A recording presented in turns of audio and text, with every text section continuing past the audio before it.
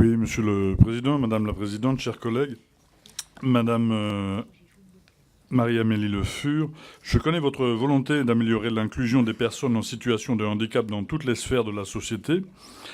De 2008 en tant que marraine de la campagne Handi Valide 30 à aujourd'hui en tant que présidente du comité paralympique 2024, je profite à cet égard de cette audition pour vous remercier pour votre action en direction des handisports notamment. Les Jeux olympiques et paralympiques de 2024 ne peuvent faire l'économie de ce combat que vous avez mené en tant que championne paralympique ces dernières années. Ils doivent donc permettre de proposer à leurs futurs spectateurs et spectatrices des lieux accessibles à toutes les personnes en situation de handicap. L'accessibilité ne peut se contenter des lieux d'accueil des épreuves olympiques et paralympiques. Le comité paralympique doit aussi veiller à ce que la voirie, les transports, les équipements, les lieux de spectacle ou encore les lieux d'hébergement construits pour l'occasion soient accueillants, adaptés et inclusifs pour les personnes en situation de handicap. La France ne respecte pas les obligations légales et les objectifs qu'elle s'est elle-même attachés. La loi du 11 février 2005 imposait déjà dans un délai de 10 ans la mise en accessibilité de la cité, des établissements recevant du public ainsi que des transports collectifs. La France y est même réengagée à l'échelle internationale en ratifiant la Convention des Nations Unies relative aux droits des personnes handicapées en 2010. Cependant, la France accuse tout de même un véritable retard en la matière. Les Jeux olympiques et paralympiques vont arriver très vite, dans 5 ans, et les décisions politiques ne vont pas dans le sens d'une transformation urbaine efficace d'ici 2024. C'est la raison pour laquelle je souhaite connaître votre point de vue sur ce décalage entre l'objectif, que nous partageons vous et moi, d'une meilleure accessibilité et les choix politiques réalisés qui rendent difficile, voire impossible, sa satisfaction. Merci.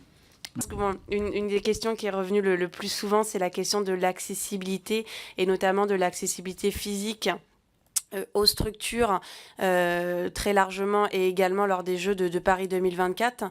C'est une question centrale. C'est une question centrale parce que pour nous, c'est essentiel effectivement que les Jeux et les sites sportifs soient totalement accessibles, bien évidemment pour les compétiteurs, mais également pour l'ensemble des spectateurs qui voudraient venir assister aux Jeux olympiques ou aux Jeux paralympiques.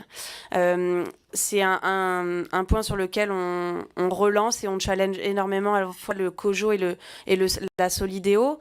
On a vu que au Jeux de Londres, le travail qui avait été fait sur l'accessibilité, parce qu'il partait pas forcément d'un constat plus positif que le nôtre, avait réussi finalement à rendre Londres pas totalement accessible, mais en tout cas suffisamment accessible lors du moment des Jeux, et surtout avait finalement réussi à engager un changement des mentalités vis-à-vis de l'accessibilité et qui a perduré dans le temps.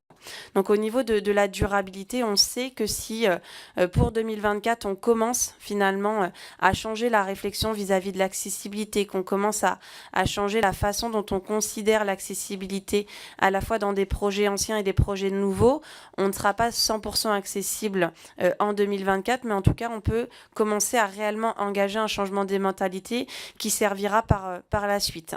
Rendre les Jeux accessibles, forcément, c'est avoir des sites de compétition accessibles, mais ce sur quoi on parle énormément en parallèle du réseau de transport, c'est aussi l'accessibilité du dernier kilomètre. Parce que on voit dans de nombreuses villes avoir des bâtiments qui sont très beaux, notamment de certains bâtiments publics, qui sont totalement accessibles, mais à l'intérieur. Encore faut-il que la personne en situation de handicap puisse accéder jusqu'à ce bâtiment. Donc là aussi, on va énormément challenger la Solidéo et cette notion de l'accessibilité du dernier kilomètre.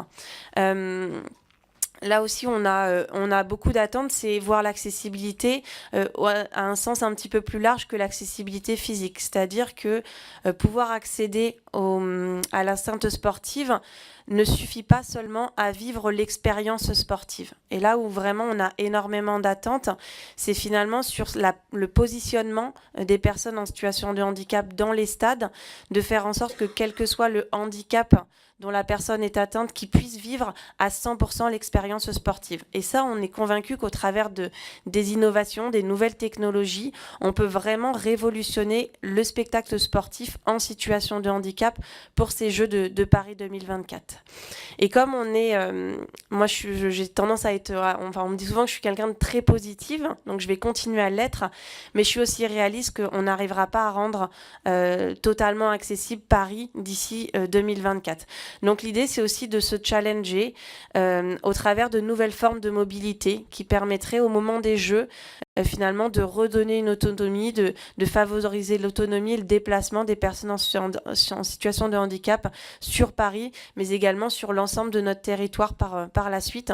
Donc c'est aussi une réflexion et des travaux qu'on doit engager sur les nouvelles formes de mobilité qui finalement pourraient temporairement, mais également dans la durée, permettre de favoriser l'accessibilité et de pallier finalement à une forme de métro, notamment sur le métro ancien, qui est difficilement accessible et qu'on pourra difficilement mettre en accessibilité.